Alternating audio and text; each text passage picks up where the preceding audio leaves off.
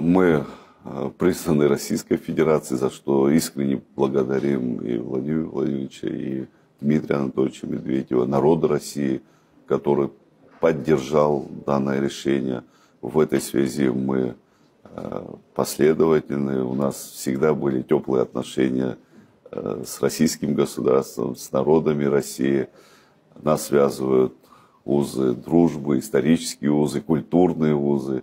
И для нас очень важно создать условия для граждан наших стран, продолжать такого рода тесное взаимодействие.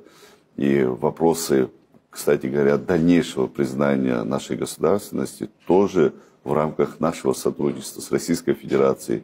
Именно Российская Федерация оказывает нам поддержку в вопросах расширения признания Абхазии, и мы благодарны за эту деятельность. Что касается Грузии, конечно же, мы вопросы взаимодействия и вопросы урегулирования грузино-абхазских взаимоотношений все равно держим в контексте признания независимости нашей страны со стороны Грузии, подписания основополагающих документов о неприменении силы. И нам необходимо понять, что Грузия действительно готова на такого рода шаги.